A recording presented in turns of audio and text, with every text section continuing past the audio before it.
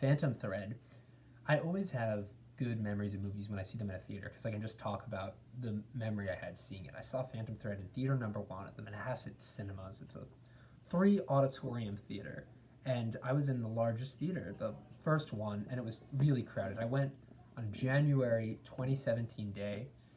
The movie went to wide release, I think, that day, and I had just taken a chemistry exam, so I had time, and I said to my dad, "Drop me in Manhasset, I'll go see that movie."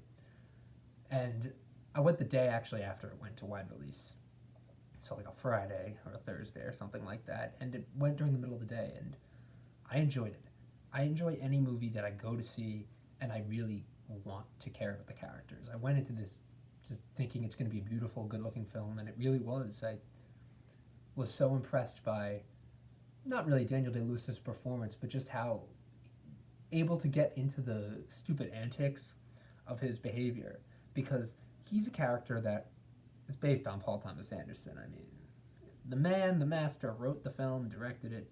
It's Paul Thomas Anderson. He is basically this neurotic dressmaker. He's brilliant. He's a genius, and he makes beautiful dresses that women love. The Queen wears them. He has a high regard in his name, but he's very painstaking because he needs everything to be particular. He needs his coffee to be a certain way. He needs his breakfast to be eaten alone. He doesn't like being bothered or interrupted. He is very neurotic about certain things, and that's like Anderson.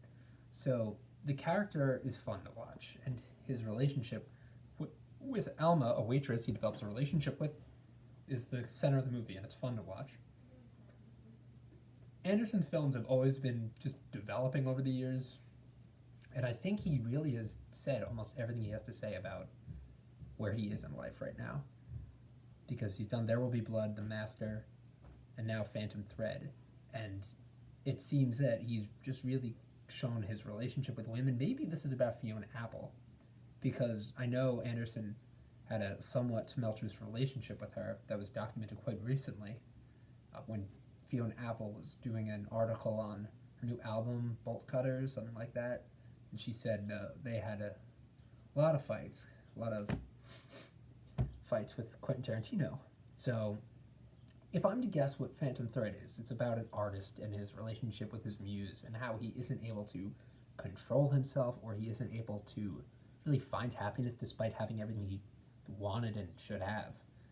And it's just a really cool mediation on how to live like that, how it feels to live like that, just under the beautiful direction of Paul Thomas Anderson and with great actors like Vicky Krieps and Leslie Manville, who is just terrific as his sister, and of course DDL. The movie takes off. I really hope this isn't Anderson's. I hope it's not Daniel Day Lewis's last film because he said it would be. And Anderson is going to make a movie about high school.